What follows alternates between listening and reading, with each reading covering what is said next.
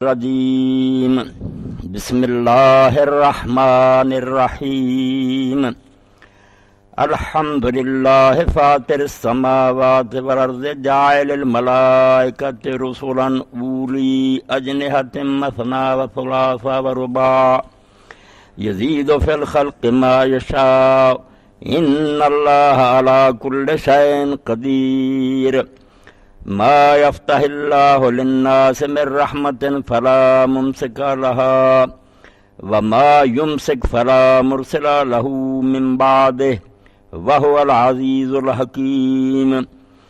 يا أيها الناس اذكروا نعمة الله عليكم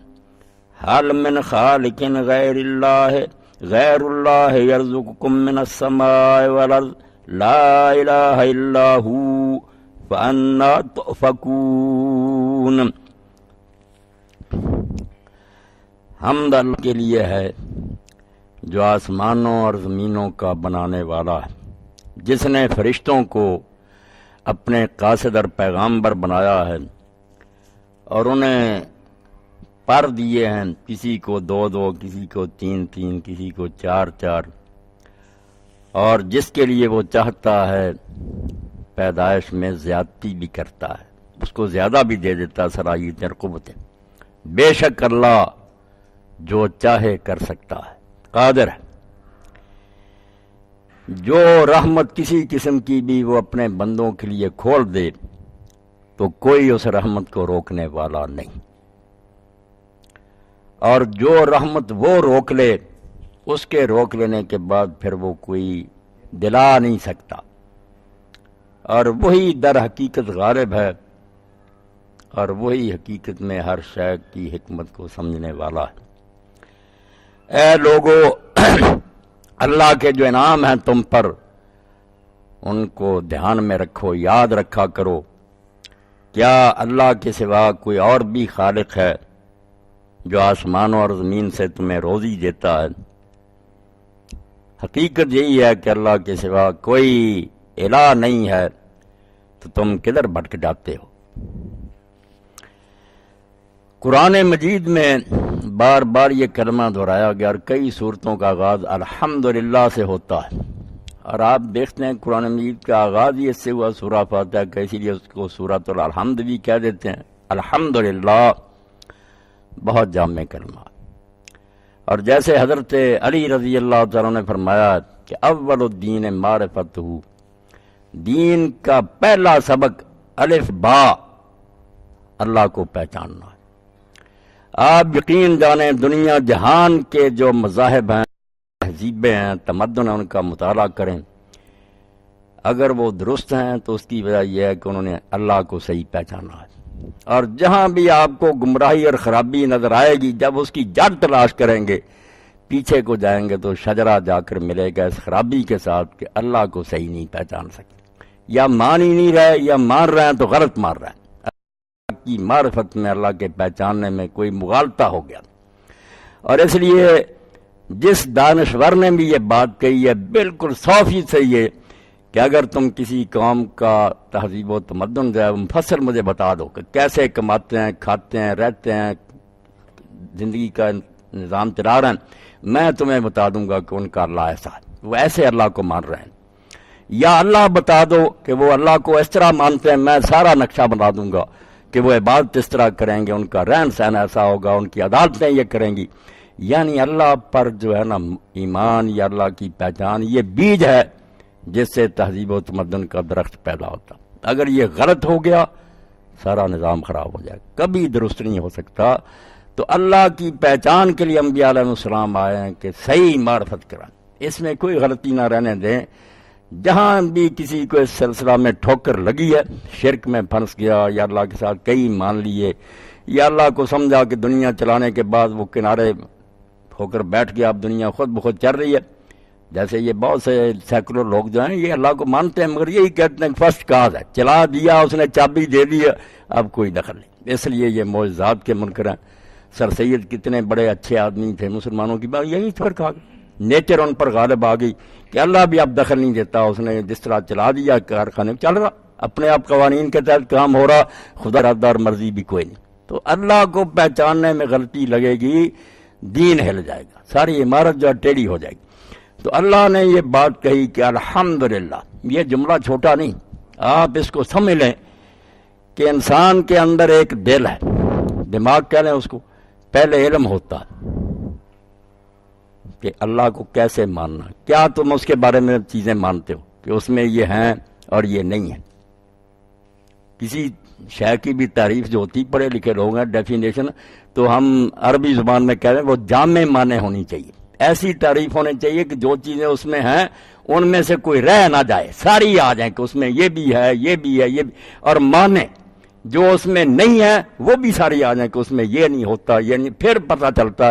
کہ گھوڑا کیا ہے، انسان کسی چیز کی بھی تعریف ہوگی وہ اس حد کے لیے تعریف کے لیے لازم ہے کہ جو اس میں ہے اس میں سے کوئی چیز رہ نہ جائے، جو نہیں ہے وہ بھی ساری بتلا دی جائیں کہ یہ چیزیں جس میں ہوں گی وہ نہیں وہ ہوگا۔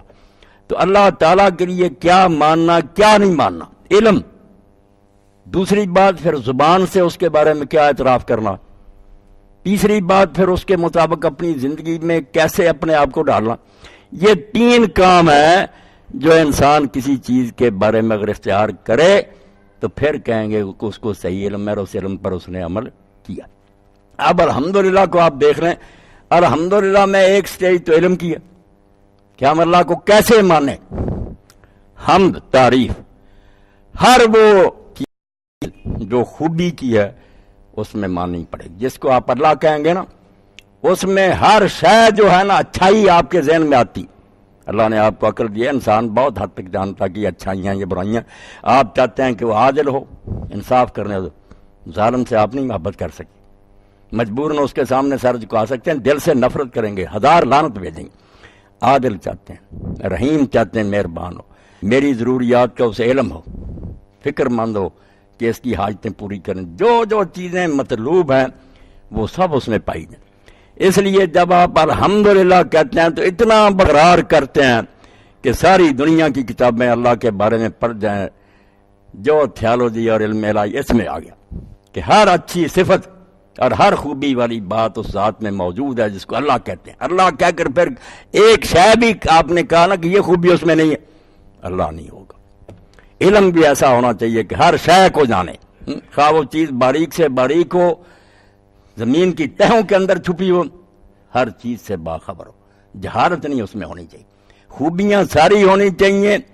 خامیاں نہیں ہونی چاہیے۔ اس لیے الحمدللہ علم کے درجے میں تو یہ بات آپ کو حاصل ہو گئی، اتنی واقفیت ہو گئی کہ آپ اسی کلیے سے فیصلے کرتے جائیں گے کہ یہ بات جو کہہ رہے ہیں نا مولوی صاحب یہ الحمدللہ کے خلاف ہے، وہ تعریفوں والا اللہ ایسا کر سکتا، اور اس سے یہ عقیدہ جبر وغیرہ سارے باطل ہو جاتے کہ اللہ تعالیٰ خود ہی ہماری قسمت میں لکھ دے کہ یہ گناہ والے کام کراؤں گا ان سے اور پھر جہنم میں بھیج دے۔ آپ صاف بتائیں کہ آپ کا دل ایسے خدا سے محبت کر سکتا کہ مجھ سے زبردستی گناہ کروایا پھر آگ میں ڈال دیا، دوسری زبردستی کی۔ اس لیے ایسے ظالم اور بے رحم خدا سے آدمی کبھی محبت نہیں کر سکتا۔ اس لیے جبر کا عقیدہ بالکل الحمدللہ کے خلاف ہے۔ ایسا اچھا اور خوبیاں والا اللہ یہ زیادتی کر سکتا کہ لوگ نہیں بھی گناہ کرنے چاہتے زبردستی ان کی قسمت میں لکھ دیتا، کراتا، اور پھر عدالت کی کرسی پر بیٹھ جاتا اور کہتا کیوں کیا، خود کروایا، اب ملامت کرتا اور جہنم میں بھیجتا۔ اس لیے جان چھڑانے کے لیے جن لوگوں نے یہ بات کہی، قرآن مجید سے ہی پھر استدلال کیا کہ لا یسأل عما یفعل وهم یسألون، اللہ سے کون پوچھ سکتا جو وہ چاہے کرے۔ یہ بھی ایسی ہی بات ہے جیسے ہم کہتے ہیں نا کہ تگڑے دا 100 140 گن کرنا، وہ کہتا ابھی 100 ہی ہوئے، بھائی تکڑا جو ہے بول نہیں سکتے۔ ایسی بات یہ بھی اللہ کی شان کے بالکل خلاف، الحمدللہ کی جڑ کاٹ دی۔ یہ تو زبردستی کی بات کہ ہم بیچارے بول نہیں سکتے، ہے بھائی اندھیر نگری، کبھی نہیں ہو سکتا۔ لا یسأل عما یفعل کا معنی وہ ہے جو امام ابن قیم رحمۃ اللہ علیہ نے کیا، وہ چونکہ کوئی غلط کام کرتا ہی نہیں اس لیے کٹہرے میں کیسے کھڑا کیا جائے، پوچھا تو اس سے جاتا جو اچھا کرے کوئی برا بھی کرے اس سے پوچھتے ہیں کہ تو نے یہ کیوں کام کیا غلط، جس نے غلط کرنا ہی نہیں اس سے مواخذہ کیا ہوگا، پوچھا ان سے جائے گا جو کبھی ٹھیک کرتے ہیں کبھی غلط۔ اللہ سے چونکہ غلط کام کا امکان ہی نہیں، سوال کیا کیا تھا، جو کرے گا ٹھیک کرے گا۔ سر نیاز بباز نہاد و گردن نو کہ آنچے حاکم عادل کند ہم آدرس، سر جھکا دے اور مان کہ وہ عادل حاکم جو کرتا ہے ہر وقت وہ عدل ہی ہوتا ہے، وہ غلط کام کرتا ہی کبھی نہیں۔ یہ الحمدللہ آپ نے محسوس کر لیا کہ اگر دل میں یہ ایمان یقین بیٹھا ہے تو جیسے دریا کے کنارے سدا بہار پودا اگا ہوتا، کبھی اس کو خشک سالی کا سا وہ کملاتا ہی نہیں۔ کیوں اللہ کے بارے میں شکایت پیدا ہوگی؟ شکایت تو پیدا ہو اگر وہ الحمدللہ کا مالک نہ ہو، اس میں خوبیاں نہ ہو، کوئی عیب ہو، پھر شکایت پیدا ہو۔ جب تو نے اقرار کر لیا، کنفیس کر لیا، اعلان کر لیا، پھر نہیں، اس میں کوئی بات غلط نہیں ہے، وہ تو خوبیوں کا مالک، یہ علم ہے۔ اس کے بعد زبان ہے، پھر کہ زبان سے بھی ہم یہ کلمہ بار بار دہراتے رہے، اور آپ دیکھتے ہیں قرآن مجید میں اور رسول اللہ کی حدیث میں بہت زور الحمدللہ پر دیا گیا۔ اور ایک روایت میں امام جعفر صادق فرماتے ہیں کہ نعمت خواہ کتنی بڑی ہو، اللہ نے بہت بڑا انعام کسی بندے پر کیا، وہ اتنا ہی مقابلے میں کہہ دے الحمدللہ، میرا اس میں کچھ نہیں ہے، یہ سب تیری مہربانی ہے، اس نعمت کا حق ادا ہو گیا۔ بالکل اس نے یہ مقابلے میں کیا دے سکتا تھا؟ بندے کے پاس ہے ہی نہیں، جو کچھ دیتا ہے وہ اپنی طرف سے دیتا ہے، اس نے کیا ہے جو مقابلے میں پیش کرنا؟ یہ اقرار ہی کر لے کہ تو دیتا، تیرا فضل و کرم ہے، تیری مہربانی ہے، جو کچھ ہوا ہوا فضل سے تیرے، جو کچھ ہوگا تیرے کرم سے ہوگا، بس یہ اقرار۔ تو زبان سے پہلے دل نے مانا کہ خوبیوں والا، پھر زبان جیسے جام لبریز ہوتا نا، بھرا ہوا پیالہ، وہ خود ہی چھلکتا،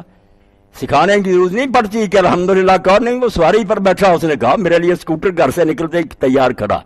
یہ کار کھڑی ہے، یہ گھوڑا ہے کہ کٹھی اس پر ڈالی ہے، یہ سارے کچھ جنہیں سبحان اللہ ذی سخر لنا ھذا وما کنا لہ، ہمارے بس میں تھا کہ یہ گھوڑے پیدا کر رہے تھے، یہ اونٹ، یہ سارے اس نے اپنی مہربانی سے بنا دیے کہ بیچارے نے دور دراز کے سفر کرنے ہیں، سواریاں کھڑی ہیں، ہر پیالہ پانی کا آ گیا۔ اس نے کہا اگر یہ پانی کا اللہ تعالیٰ دو گیسیں نہ ملاتا زہریلی، اور یہ زندگی بخش نہ ہوتا یہ مائع،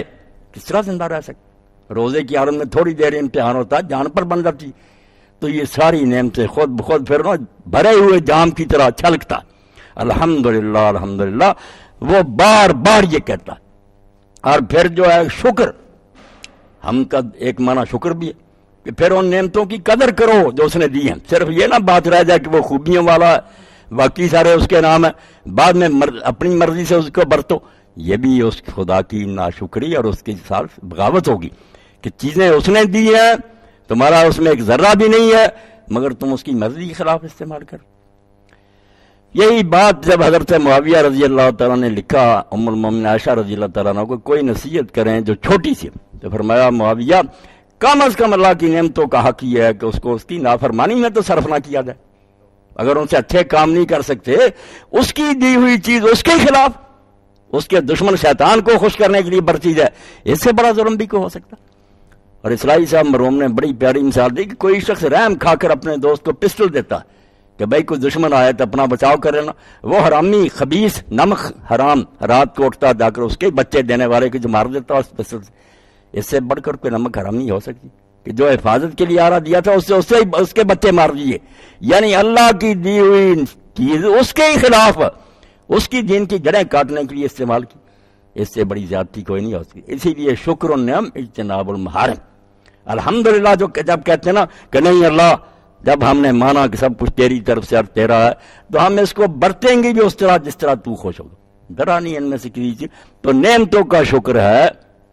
کہ حرام چیزوں سے پھر پرہیز کیا جائے، زبان ملی ہے کبھی غلط استعمال نہ کریں، اس کے ذریعے دین کو پھیلائیں، لوگوں کو نیک مشورے دیں، صحیح بات کریں، عدالت میں جھوٹ نہ بولیں، گواہی جھوٹی نہ دیں، کبھی بددیانتی نہ کریں، نہ کسی کی غیبت کریں، جو نعمت ملی ہے اس کو اچھے مصرف میں استعمال کریں۔ اب آپ دیکھ لیں کہ الحمدللہ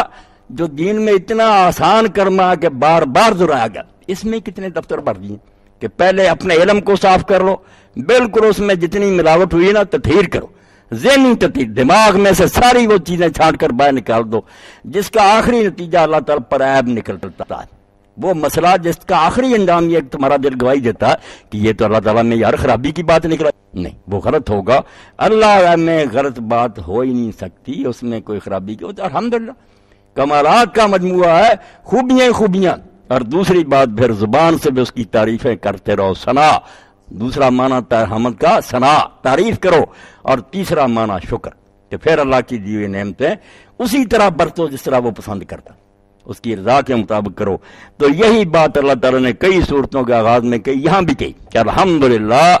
اللہ یہ اس لائق ہے کہ آدمی اس کے کمالات کا اعتراف کرے، زبان سے اس کی ثنا کرے اور عمل سے اس کی نعمتوں کو صحیح مثلا میں استعمال شکر ادا کرے. اب اس کی دلیل بھی دی کہ اللہ کیوں اس لائق ہے، حالانکہ اللہ تعالیٰ باقی جب کو سب کچھ دیتا. یہ تو مشرکین اور کفار بھی کہتے تھے نا، جن کو ہم کہتے ہیں کہ وہ چوڑے چمار سے نعوذ باللہ اولاد اسماعیل علیہ السلام تھے، بیت اللہ کے وہ متولی تھے،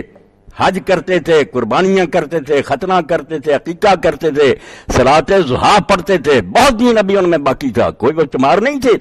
صرف شرک آ گیا اور وہ بھی 4-5 سال سے. وہ جانتے تھے کہ عمر بن لحی خزائی گیا شام اور وہاں سے بت لے آیا، ورنہ مکہ میں پہلے کوئی بت نہیں. ساری ہسٹری یاد تھی کہ ہمارے باپ نے تو بت توڑے تھے، اسی لیے آگ میں پڑا تھا، جاہل نہیں تھے. اس لیے قرآن پاک میں جگہ جگہ آتا جب پوچھا جائے کہ کس نے آسمان و زمین بنائے، لا یقولون اللہ کہتا ہے 1 منٹ کی دیر بھی نہیں لگائیں گے، فوراً کہیں گے اللہ نے بنایا. زندگی موت ساری چیزیں مانتے تھے. اس لیے اللہ نے کہا بھائی اللہ اگر کہتا ہے کہ اسی کے کمالات کا اعتراف کرو، اس کی تعریفیں بیان کرو، اس کی نعمتیں اس کی مرضی کے مطابق. تو اس لیے فاطر السماوات پر یہ ان کی مانی ہوئی بات تھی، اور جو نہیں بھی مانتا اس کو ماننا پڑے گا کہ آخر یہ کائنات کا سلسلہ جو ہے یہ چیز کس سے بنی کس سے بنی، چلتے جاؤ. آخر ایک جگہ آئے گی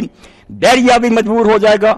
کہ ایک شے کو مانے کہ وہ نہیں بنی، وہ ہمیشہ سے ہر ایک قدیم اور ازلی ہے، اس کا نام مادہ رکھے گا، رکنا پڑے گا. عقل اس کو برداشت ہی نہیں کر سکتی کہ لا متناہی سلسلہ چلتا رہے، یہ چیز اس سے بنی اس سے بنی اس سے بنی. بھائی کہیں تو جواب رکنا ہے نا جا کر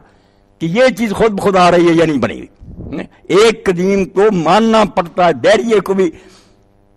اللہ کو ماننے والے فرق صرف یہ ہے کہ دہریا کہتا ہے جس کے پاس کچھ بھی نہیں تھا اس نے دنیا کو سب کچھ دے دیا. خود زندہ نہیں تھا، زندگی بخشی مادے نے. خود سنتا نہیں ہے مگر سننے والی مخلوق اس سے پیدا ہوگی. آپ وہ عقل نہیں رکھتا،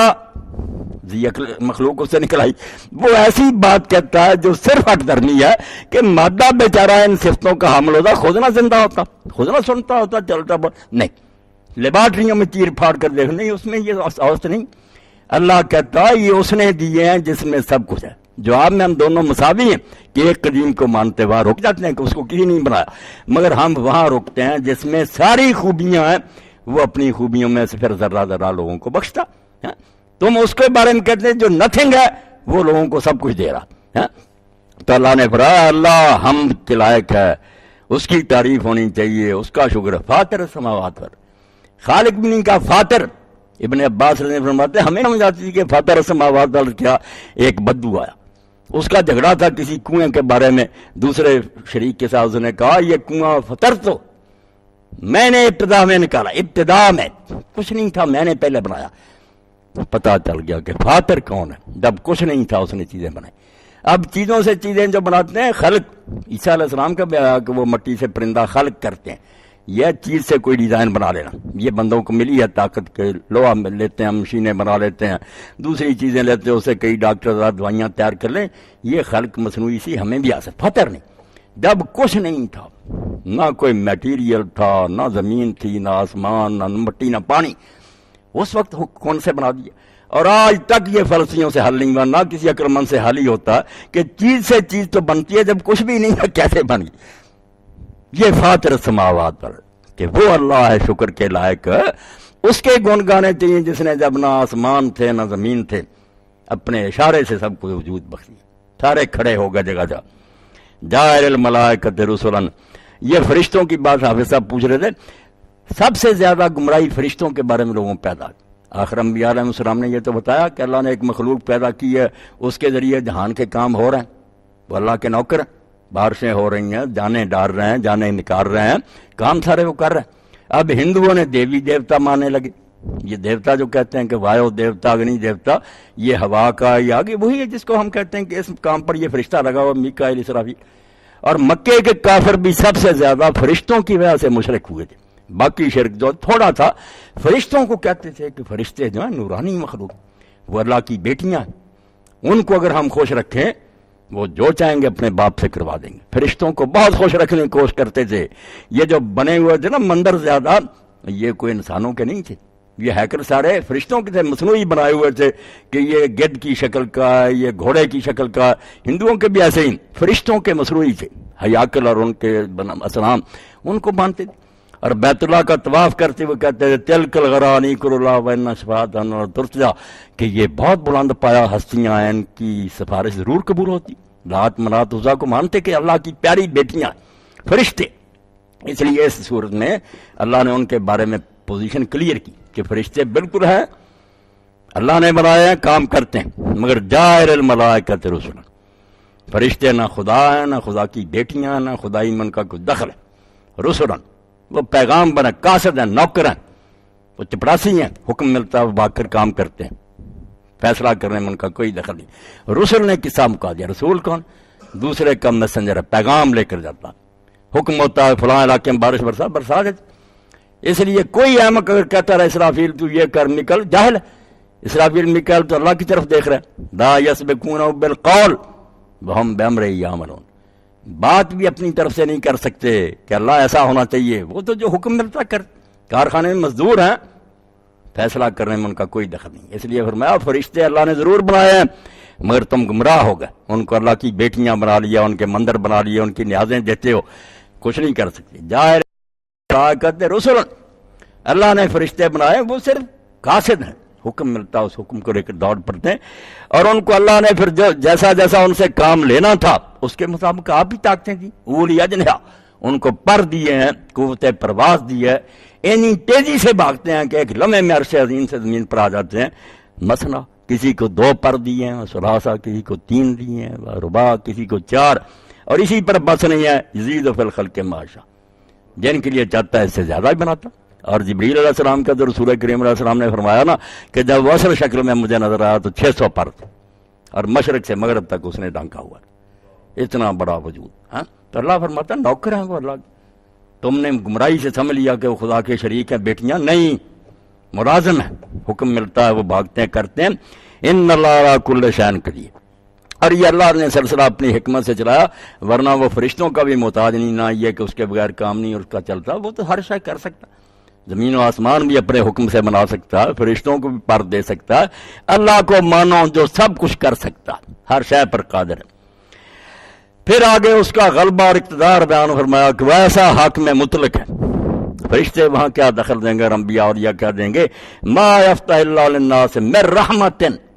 رحمتن بھی نکرا، پھر میں نے اس کے ساتھ تک کسی قسم کی بھی کوئی مہربانی، چھوٹی ہو یا بڑی، اس کا دروازہ اگر وہ بندوں کے لیے کھولنا چاہے کہ کسی کو میں نے دینا، فلا ہم سے کرا، کسی نبی ولی فرشتے کی مجال نہیں ہے کہ وہ روڈاٹ کہا دے کہ نہیں دینے دینا، کوئی نہیں روک سکتا، جس کو وہ دینا چاہے گا مل جائے گی، روک نہیں سکتا۔ وما یمسک فلا مرسل لہ من بعدہ، اور اگر اللہ کا ارادہ ہوگا کہ اس کو یہ چیز نہیں دینی، روک لی، تو اس کے روکنے کے بعد پھر کوئی نہیں جو چھڑا لائے، اللہ کے ہاتھ سے چھین لائے اور اس کے دے دے، نہیں ہو سکتا۔ وَهُوَ الْعَزِيزُ الْحَكِيمُ، یہ 2 صفات بھی قرآن میں بہت آئی ہیں، عزیز، ایسا غالب کہ اس کو کوئی شکست نہ دے سکے، اس کے ارادے میں کوئی مزاحم نہ ہو سکے، اتنا غالب اور زبردست ہے، کوئی اس کو ہرا نہیں سکتا، اسی کا ہر چیز پر غلبہ اور اقتدار ہے۔ الحکیم، اور اس کے ساتھ یہ بھی ہے کہ خطرہ ہوتا، جس کے پاس قوت بہت زیادہ ہوتی نا، آمر مطلق ہو جاتا ہے، وہ پھر ظلم بھی کرتا، غلط کام کرتا، کوئی اس کو روک نہیں سکتا۔ جیسے اب دنیا میں ظالم جو ہے نا، سمجھتے کہ ہم ہی آپ تنہا پاور ہیں کر رہے ہیں، اس کا بھی بدر کا اللہ نے بیان کر دیا قرآن میں، جہاں عزیز آیا یہ بتانے کے لیے کہ ایک کام بھی اس کے لیے ہونا نہیں ہے، یہ نہ کہنا کہ یہ نہیں اللہ سے ہو سکتا، وہ عزیز ہے، سارے کام اس کے لیے آسان ہے، مگر کرے گا وہی کام جو حکمت کے مطابق ہوگا، غلط نہیں کرے گا، اپنی طاقت کو غلط استعمال نہیں کرے، اپنے آپ پر خود اس نے پابندی عائد کی ہوئی ہے، اور اس کا لحاظ کرتا ہے کہ جو فیصلہ کرے گا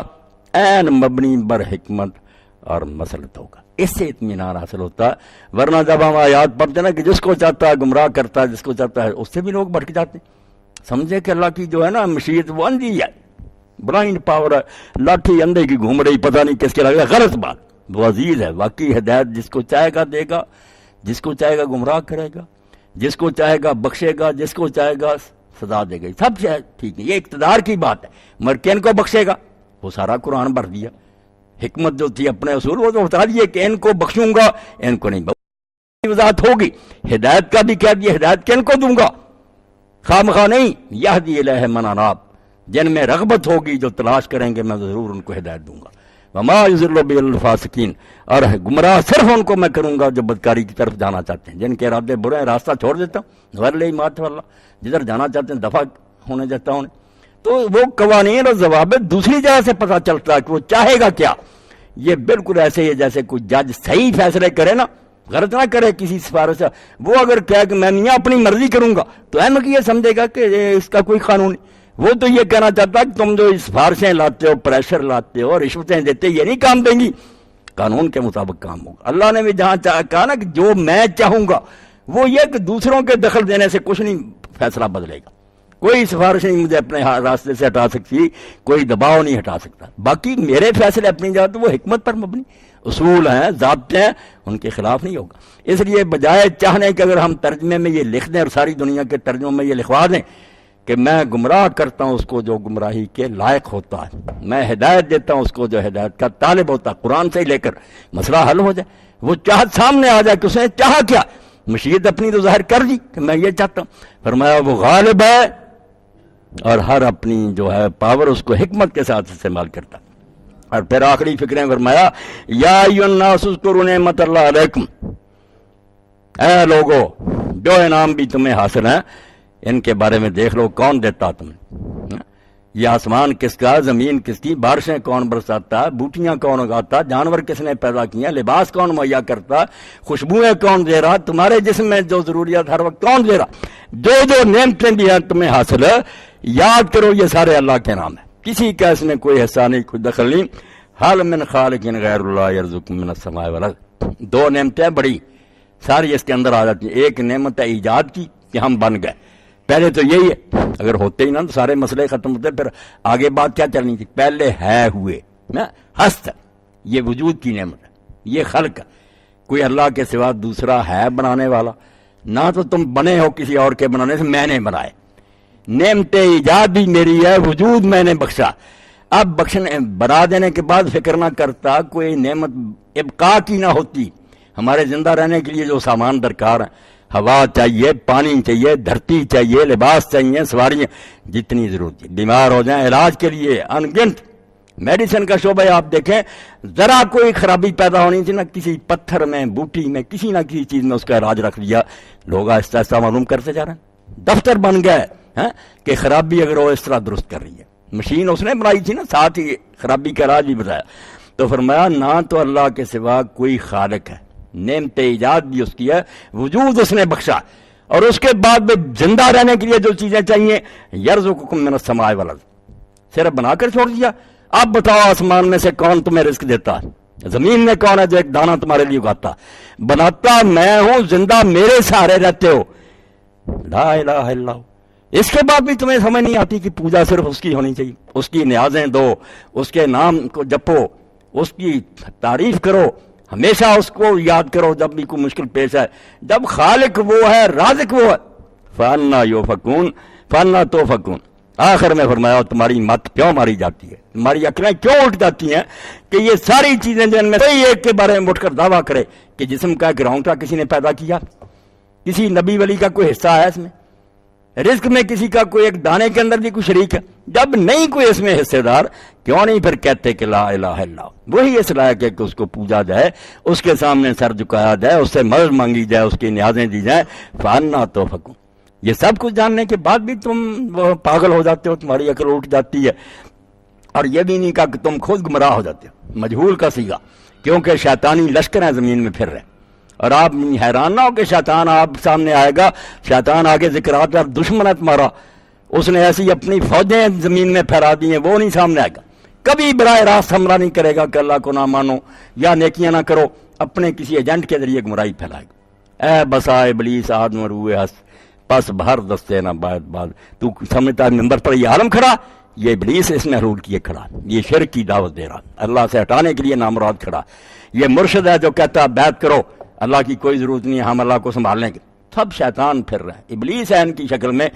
دھوکہ نہ کھا لینا۔ فَاتَّخِذُوا عَدُوًّا، اس دشمن کو ہر شکل میں پہچان لو، کہیں وہ ایڈوکیٹ بنا ہوگا، کہیں جسٹس بن کر عدالت میں بیٹھا ہوگا، کہیں وہ صدر مملکت ہوگا، یہ سارے پروفیسر اور ڈاکٹر ہوں گے، دانشور ہوں گے سارے اس کے چیلے، بچ کر رہو، اس کے خطرے بہت بڑے ہیں۔ میرے طوفان یم بیم دریا بدریا ڈوبی، ہر جگہ اس نے طوفان اٹھا رکھے ہیں اور لوگوں کو تباہ اور برباد کر کے رکھ دیا۔ اس میں ایک واقعہ آپ سن لیں، نیکوں کو بھی کیسے گمراہ کرتا ہے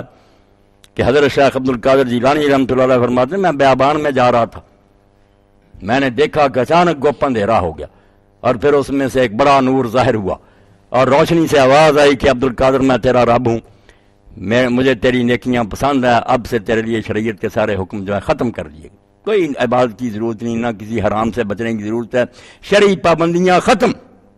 شیخ فرماتے ہیں اسی وقت میں نے اعوذ باللہ من الشیطان الرجیم کا، نور گم ہو گیا، اندھیرا ہو گیا اور آواز آئی کہ تو اپنے علم کی برکت سے بچ گیا، ورنہ 70 اولیاء اللہ کو اسی چال سے بیابان میں کافر کر چکا ہوں۔